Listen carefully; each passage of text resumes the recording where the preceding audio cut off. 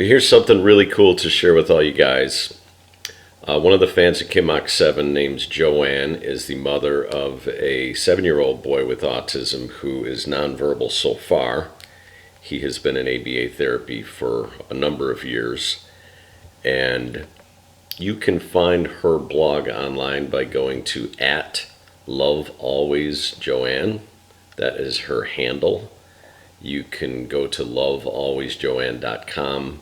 She's writing a excellent vlog about dad's perspectives on autism. So she asked to interview me and feature Kimock7 in an interview, and we're going to walk you through it here. I'll give you guys a great voiceover of the interview that was posted September 25th, year 2019. This is her blog page. As you can see, it's well organized about me, my story, special needs parenting, little things, etc., etc. So let's jump into the interview. And some of this I'm quoting her, and then some of it obviously be jumping into the interview with me. I'm continuing to share the dad's perspective on autism. Our second autism dad is Chad Wickert. Once again, I found Chad through his YouTube channel, Kimock7. I was specifically looking for parents of autistic children who were nonverbal.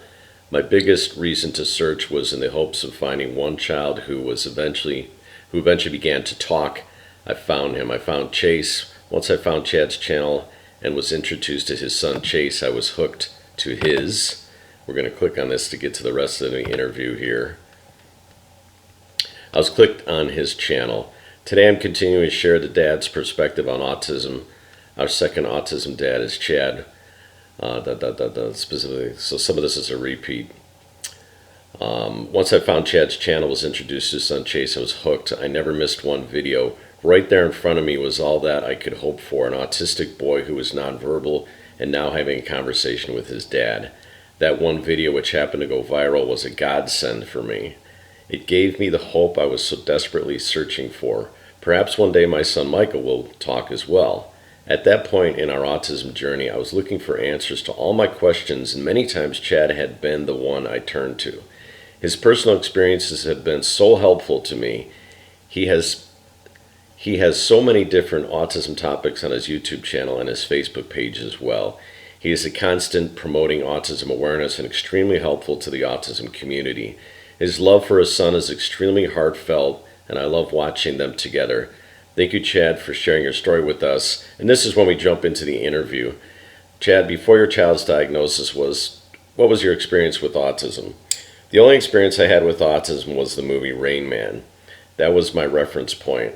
I had heard the word autism in high school or college while studying psychology and understood it as a brain deficiency that caused the person to become extremely isolated from society. Before your child was diagnosed, what symptoms or characteristics did you notice in the initial evaluation?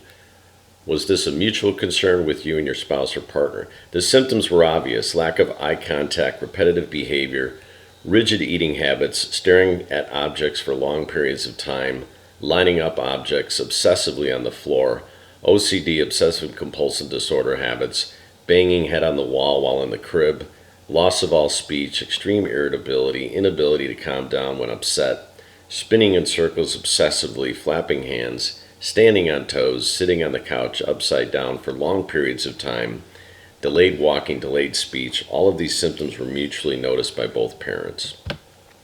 After the initial diagnosis, can you share how you felt about it? We were devastated, sad, worried, confused, scared. We quickly learned that all of the therapies that were recommended for our child were not covered by insurance. This began in the year 2001. We felt disenfranchised. What I mean by that is the insurance agency, specifically Blue Cross Blue Shield, refused to cover payment for in-home ABA therapy. Again, reminder, this is year 2001. We felt left behind by the government and the establishment.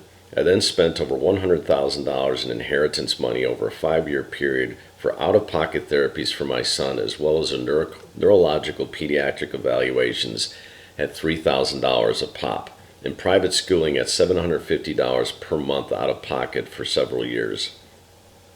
We felt extremely worried and sorry and devastated for our son, who was unable to speak and often appeared 100% disconnected from his parents and his sister and himself.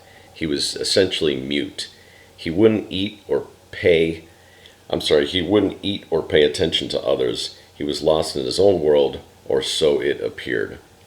What kind of therapies, services does your child receive, and your thoughts on the process and the progress of ABA therapy? ABA therapy, in-home and out-of-home occupational therapy. The process was horrible back in 2001, 2003. Extremely expensive, yet it was effective. Twice we sued school districts who would not implement a suggested IEP from our attorney and pediatric neurologist. In other words, 2 school districts told us they could not afford to provide the services our son desperately needed.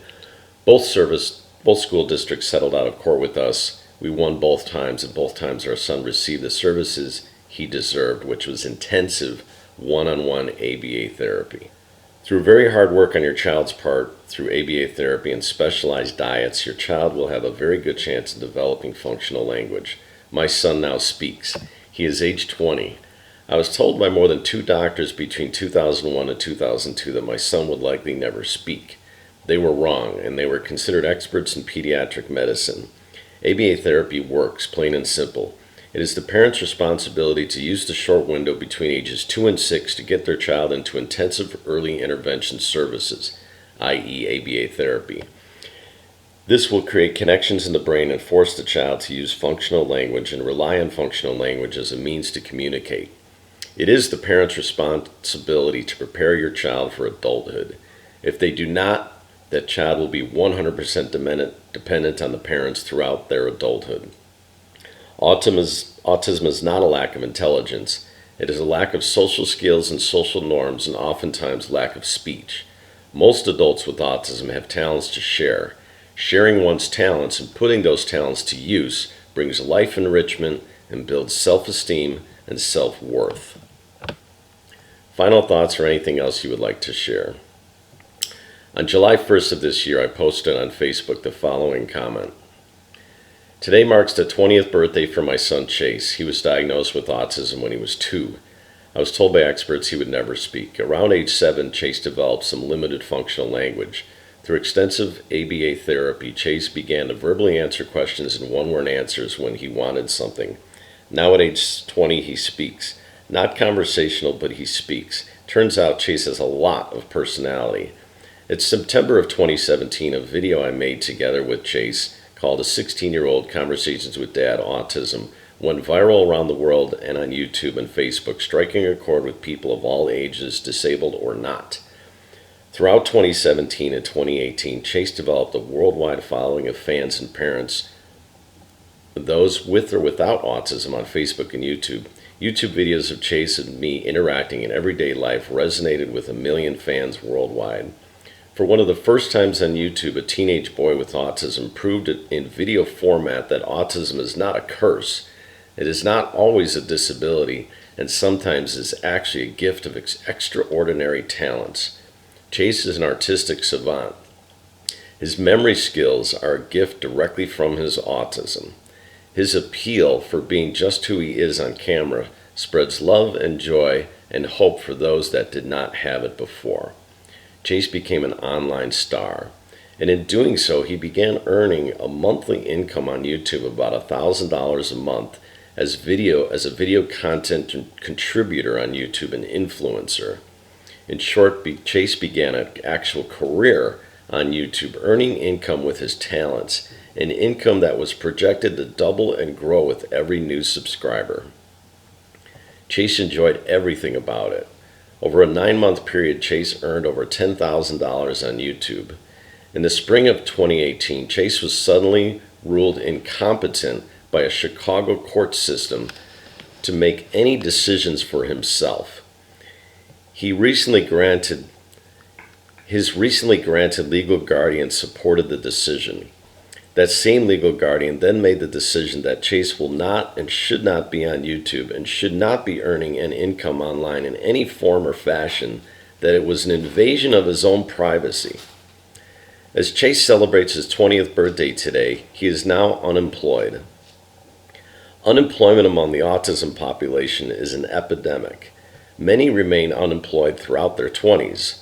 Over 50% of people with autism are unemployed or do not continue their education 2 years after completing high school. What has occurred to my son is an absolute tragedy of epic proportions. There are adults that infantilize adult people with disabilities. It is a sad reality. I am glad I'm here to expose it.